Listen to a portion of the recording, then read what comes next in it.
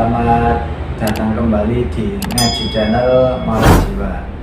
Pada sore hari ini kita akan berdiskusi tentang bahasa mimpi. Seperti biasa kita berdiskusi bersama seorang analis ilmiah yaitu Pak Dino. Selamat sore Pak Dino. Selamat sore. Baik, langsung saja kita diskusikan bahasa mimpi. Ya Pak Dino. Manusia itu kan sering sekali bermimpi. Ya. Nah, mimpi itu apa? Dan apakah mimpi itu mempunyai nilai? Oh iya. Ya, topik mimpi itu selalu menarik. Tetapi juga interpretasi macam-macam. Di Primbon juga ada orang ahli psikologis juga punya cara sendiri untuk memahaminya. Mimpi itu kalau menurut Jung, saya hanya batas pada teori Jung saja. Iya. Jadi mimpi itu suatu peristiwa di mana kita bisa memahami yang terjadi di jiwa tidak sadar kita. Jadi dengan adanya mimpi ini kita tahu konten bawah sadar kita, konten collective unconscious. Itu. Dan fungsinya apa? Nilainya apa? Ya nilai-nilainya ya sangat penting karena seperti yang kita bahas sebelumnya, kesadaran kita itu kan hanya sedikit. Yang tidak, jiwa kita yang tidak sadar ini kan luas, lebih besar daripada kesadaran kita, tapi kita tidak paham.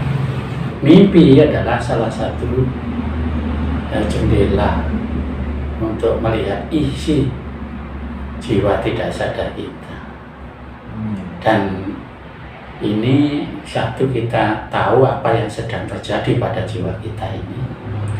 Yang kedua juga sangat penting dalam perkembangan kepribadian kita. Semakin kita paham diri kita, maka semakin dewasa kepribadian kita.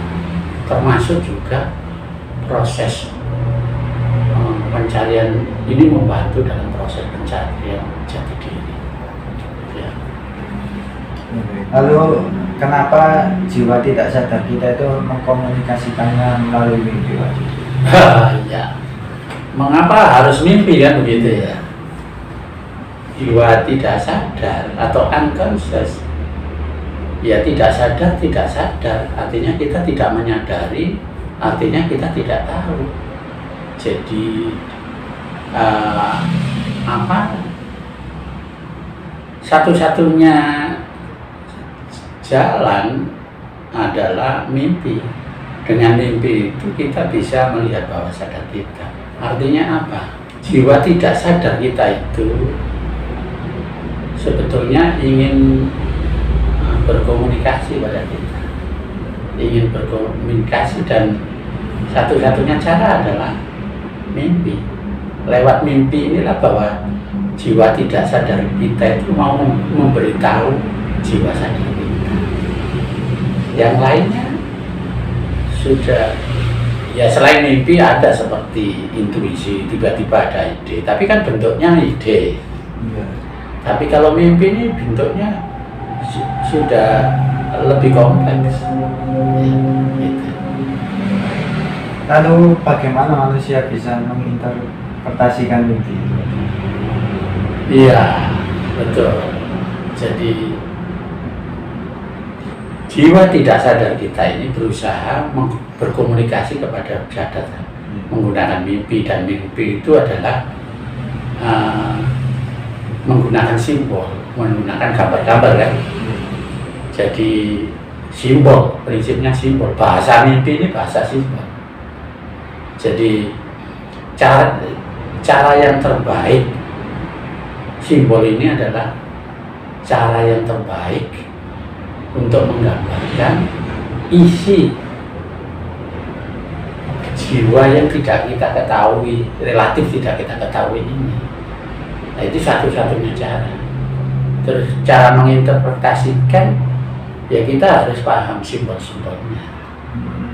Ya, tetapi menurut Jung, karena mimpi, selain mimpi itu bahasa simbol, tapi mimpi itu menurut Jung adalah satu bentuk kompensasi.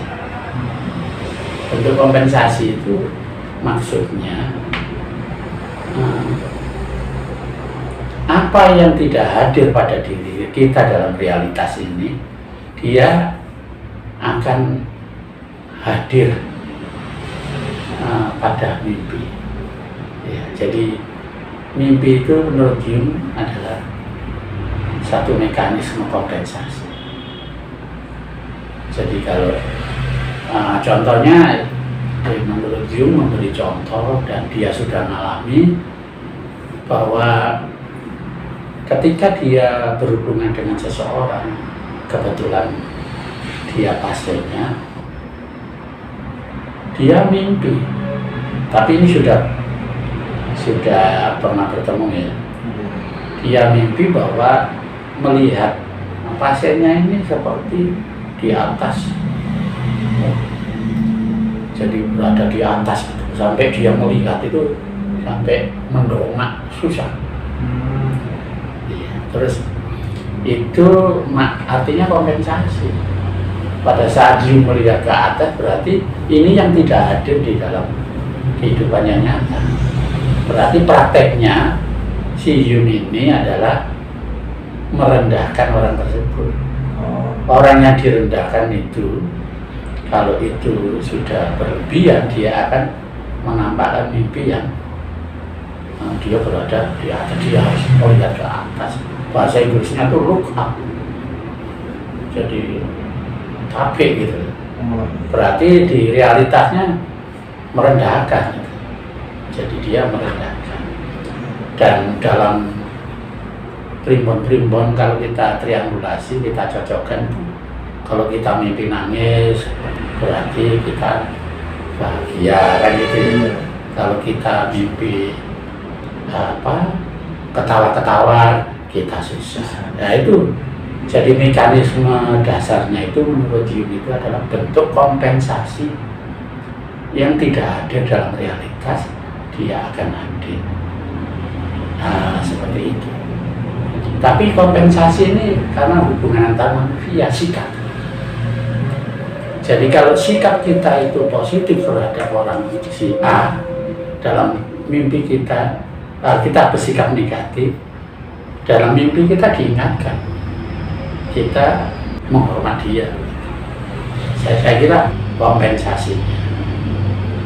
Cara menginterpretasikan bisa diawali dengan level objek. Level objek itu gambar benda yang sesungguhnya apa, ini dipahami.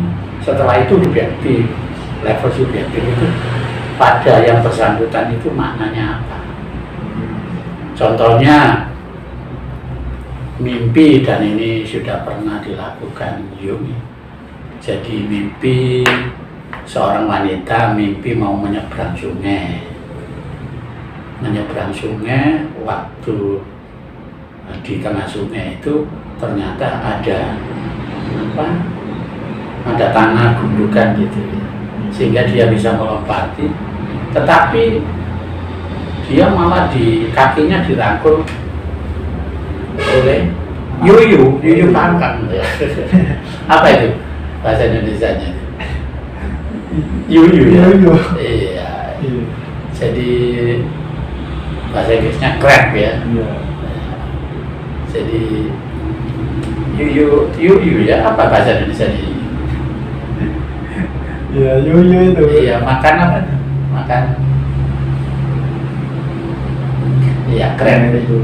Iya, sampai nggak tahu bahasa Indonesia. Ya, di situ artinya apa? Ya, kalau menurut Jung simbol pengawan dan lautan itu di cerita apapun selalu itu adalah menyimpulkan bahwa sadar kan gitu ya. Jiwa tidak sadarnya. Jadi artinya menyeberang sungai itu adalah migrasi kan, dari posisi sebelumnya mau pindah ke posisi lain. Dia berhasil untuk pindah kan. Ya, tapi dalam perjalanannya dia sudah ada batuan, ada tanah gundukan. Artinya dia bisa berhasil. Tapi Yuyu ini dia merangkul kakinya mau nyeret ke dalam air. Maksudnya ini kan dia yang mengapa. Nah ini kalau pada level subjektif bahwa si Yuyu ini bagian dari diri si yang mimpi ini, ada yang tidak mau untuk diajak pindah, ya, tidak mau. Jadi artinya dia masih bisa bermasalah untuk bisa hijrah dari posisi, biasanya orang bermasalah mimpi dari posisi masalah maunya bisa menyelesaikan seharusnya, tapi masih ada Yuyu ini penghambatan, ini dirinya sendiri. Nah, karena kaki itu artinya menyentuh ke realitas. Jadi maknanya dia mungkin bayangannya terlalu tinggi, dia harus tetap menyentuh pada realitas. Dan bagian dari dirinya sendiri ini yang menghambat. Apa itu? Jiwa manusia kan kemarin ada shadow, ada animus, ada emosi. Ya salah satu itu, dan itu harus bisa dianalisa caranya dengan berkomunikasi dengan orang yang paham. Saya kira cara interpretasinya basicnya adalah kompensasi. Jadi apa yang tidak ada di dalam realitas itu, dalam mimpi itu ada. Dan simbol-simbol lain yang universal, yang biasanya maknanya sama. Saya kira sederhananya demikian. Tapi kalau mimpi sungguhan ada langkah-langkah analisisnya panjang. Saya kira itu. Ya baik. Ya baik. Terima kasih untuk penjelasannya pada sore hari ini, Pak. Ya, sore. Terima kasih juga untuk kalian yang sudah menonton video kami sampai akhir. Kurang lebihnya mohon maaf. Selamat sore, selamat beraktivitas kembali.